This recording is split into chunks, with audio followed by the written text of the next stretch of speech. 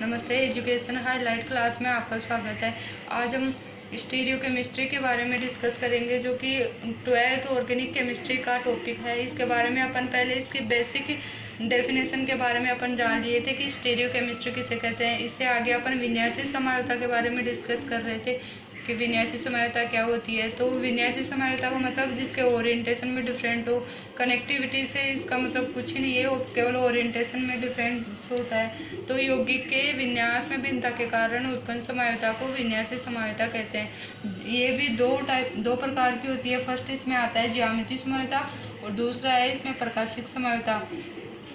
आज हम ज्यामितीय समायोता के बारे में डिटेल से डिस्कस करेंगे। ज्यामितीय समायोता के बारे में डिस्कस करने से पहले इसकी कंडीशन के बारे में जान लेते हैं कि ज्यामितीय समायोता किन कंडीशन में लागू होती है। तो सबसे पहले अपन कार्बन की बात करते हैं। अगर कार्बन डबल बॉन्ड कार्बन की बात करते हैं, इन दोनों के बारे में एक एग्जाम्पल के थ्रू इसके बारे में डिस्कस करते हैं।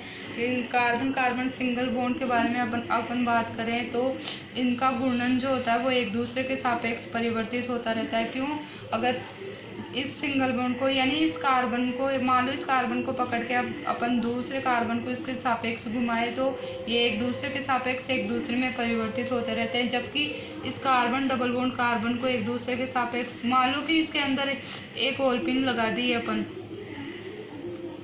एक ओलपिन लगाने के बाद एक कार्बन को दूसरे के सापेक्ष रोटेट करवाया जाता है तो इनका घूर्णन आपस में प्रतिबंधित हो जाता है। तो ये ज्यामितीय समायोता के बारे में एक बेस्ट कंडीशन होनी चाहिए कि ये इन यौगिकों पे लागू नहीं होता जिनके अंदर सिंगल बॉन्ड प्रेजेंट होता है, जबकि ये उन्हीं यौगिकों पे लागू होता है जिसके अंदर डबल बॉन्ड हो या घूर्णन प्रतिबंधित हो, जिनमें प्रतिबंधित घूर्णन पाया जाता है।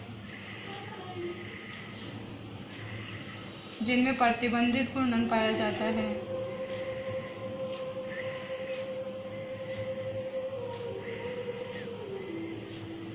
जिनमें प्रतिबंधित घूर्णन पाया जाता है उनके अंदर ज्यामितीय समायोता प्रेजेंट होती है। अब अपन इस प्रतिबंधित घूर्णन के बारे में जानेंगे कि प्रतिबंधित घूर्णन किसे कहते हैं। जैसे कि मान लो ये कोई एक गत्ता है, इसके अंदर इस गत्ते को इसके सापेक्ष घूर्णन करवाते हैं। मान लो कि इसके अंदर एक ओलपिन लगाई हुई है, तो इस ओलपिन को इसके सापेक्ष, इस ओलपिन को, ये दो गत्ते होते हैं मान लो इसके अंदर, तो इस ओलपिन को, एक गत्ते को अपन स्थिर करके दूसरे गत्ते को इसके सापेक्ष रोटेट करवाते हैं तो ये आसानी से एक दूसरे के सापेक्ष मुक्त घूर्णन संभव होता है। लेकिन जब अपन मान लो कि ये दो गत्ते हैं, इसके अंदर इसे एक ओलपिन को लगा के दूसरी वाली ओलपिन भी लगाते हैं, तो अगर अपन एक गत्ते को स्थिर करके दूसरा गत्ता घुमाते हैं तो ये आपस में मुक्त घूर्णन नहीं कर पाएंगे। क्यों नहीं कर पाएंगे? क्योंकि ये दोनों एक दूसरे को प्रतिबंधित करते हैं। तो इसका मतलब कि जिसके अंदर डबल बॉन्ड पाया जाएगा उसका घूर्णन प्रतिबंधित हो